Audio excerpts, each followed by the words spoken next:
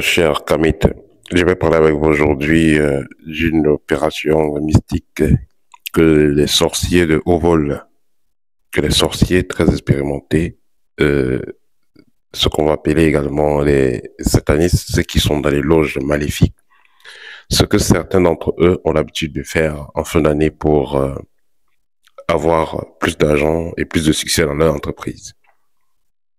Il s'agit ici du fameux rituel appelé la vente olympique.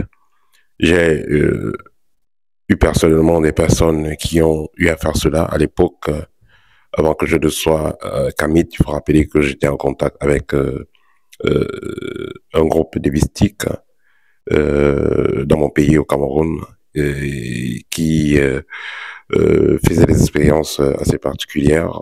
Et j'étais aussi en contact avec certaines maisons mystiques un peu partout dans le monde. Alors, il y a donc un proche que j'ai eu à contacter, disons qu'il m'avait contacté parce qu'il avait fait cette opération-là de vente olympique. Alors, la vente olympique se déroule du 15 décembre au 15 janvier. C'est une période très rouge dans le programme de ceux qui achètent les âmes. Et le but de cette opération, c'est avoir des âmes qui vont travailler dans l'invisible pour certaines entreprises.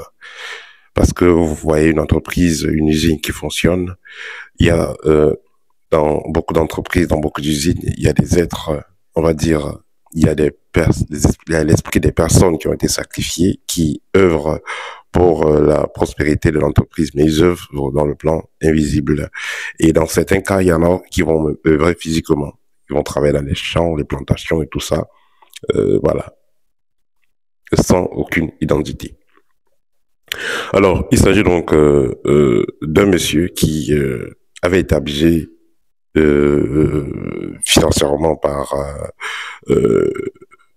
un autre monsieur. C'est-à-dire que le monsieur lui avait proposé une affaire dans laquelle il devait gagner beaucoup d'argent, et ils ont fait des engagements, ils ont signé les papiers, et il a investi beaucoup d'argent. Et après, le monsieur a disparu. Donc il s'est fait escroquer. Le monsieur a disparu avec son argent. Et il a donc décidé de se venger. Et un de ses proches lui a conseillé donc d'aller voir le grand maître. Ce grand maître-là vivait au Cameroun, voilà, sur la zone entre Douala et Yaoundé. Ce grand maître s'appelait Fakir. Et il a donc décidé d'aller rencontrer ce grand maître pour faire l'opération. Alors, le grand maître lui a demandé la photo et le nom de la personne, et il lui a demandé les raisons pour lesquelles il veut réellement sacrifier cette personne. Il a dit, il veut sacrifier cette personne parce que cette personne lui a escroqué beaucoup d'argent, une dizaine de millions. À cause de ce monsieur, il est obligé de vendre ses terrains, faire tout ce qu'il avait à faire pour retrouver la somme, et finalement, il a remis la somme au monsieur, mais le monsieur a disparu. Donc, il veut se venger. Le grand maître a dit, ok, il n'y a pas de problème. Apporte juste 70 000 et puis on va faire ce qu'on appelle la demande du trésor, donc pour oublier le rituel. Il a donné les 70 000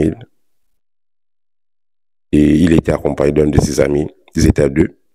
Ils sont entrés dans le temple du monsieur. On les a demandé de se mettre pieds nus et il a donné la photo de la personne et le nom était écrit derrière. Le grand maître a pris la photo, il a fait les incantations, il a demandé de souffler dessus. Il a soufflé dessus. Il a pris la photo, il l'a déposé dans dans un tiroir. Voilà, le coffre magique était grand, c'était comme un tiroir. Et c'était collé au mur. Il a mis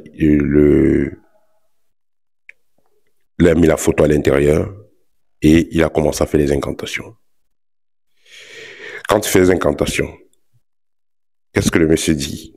Il dit que le grand maître, pendant l'incantation, a dit: je n'ai jamais demandé sans recevoir, venez promptement, donnez-moi la somme de... Le monsieur avait demandé comme réparation la somme de 50 millions de francs CFA. Il a dit: donnez-moi la somme de 50 millions de francs CFA. Il a parlé, il a parlé, il a parlé. Dans ses dires, il disait: je suis en Afrique centrale, oui, je suis au Cameroun, oui, venez promptement, donnez-moi ce que j'ai demandé. Et vous avez donc une personne en échange. Et après 10 minutes d'incantation, le grand maître a tiré le tiroir. Et qu'est-ce qu'il a vu? Ils ont vu dans le tiroir, 50 millions étaient là, bien emballés. Il y avait un petit serpent en haut, vivant. Mais tout l'argent était là. Ils ont pris l'argent, le grand maître a dû toucher, ils ont pris l'argent, ils ont vérifié, ils ont frotté, ils ont tout vérifié, c'était les bons billets. Ils ont pris n'importe au fond au fond de l'armoire, au-dessus de l'armoire, ils ont vérifié tout. Tous les billets étaient originaux. Alors, le grand maître a dit ceci ensuite. Pour que vous puissiez utiliser cet argent, vous devez attendre 9 jours que la personne décède. Une fois que vous aurez pris cet argent, il rentre avec chez vous. Vous rentrez avec l'argent chez vous, vous attendez 9 jours, la personne décède et vous commencez à utiliser l'argent. N'utilisez pas l'argent si la personne n'est pas morte. Même s'il est protégé, comment il a 9 jours pour mourir et après, vous allez utiliser cet argent. Si jamais vous utilisez l'argent en avance, c'est vous-même qui allez mourir. C'est ce que le grand maître lui a dit. Et la deuxième condition, c'était quoi? De lui donner 5% de la somme avant de partir parce que il ne veut pas utiliser cet argent parce que c'est un argent qui vient déjà d'une certaine énergie. Et puisque c'est l'argent du sacrifice, il ne veut pas ça lui-même. Il peut faire que le monsieur cherche l'argent ailleurs, peut-être prête l'argent quelque part, 5%, et lui donne cet argent. Ce sera ses frais d'opération, parce qu'il a fait l'opération. Voilà. Il a payé les premiers frais, 110 000 pour la demande du trésor, et les frais d'opération, comme il a fait l'opération, il a encore donné de l'argent. Peut-être c'était quelque chose comme 250 000 à peu près, que le vieillard lui a demandé. Il a dit, OK, il va chercher. Malheureusement, il n'a pas pu trouver les 250 000, alors que ce monsieur qui avait toujours les 500 000, 1 million, c'était facile pour lui.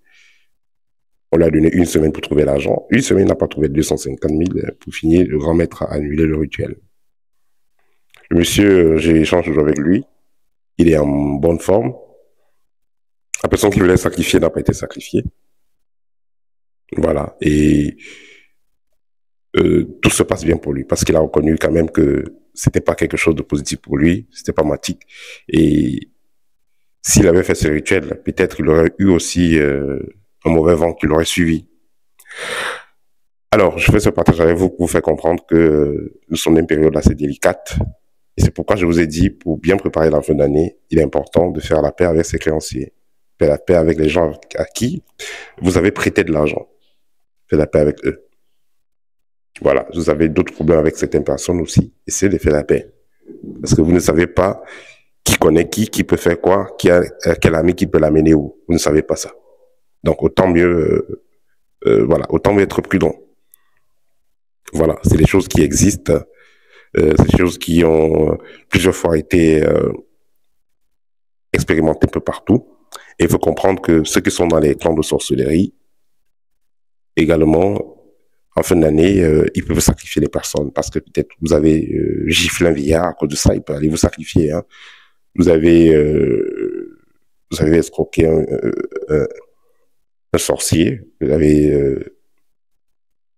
vous avez été en conflit avec lui et tout ça. Alors, juste à cause de ça, il peut aller donner votre nom quelque part.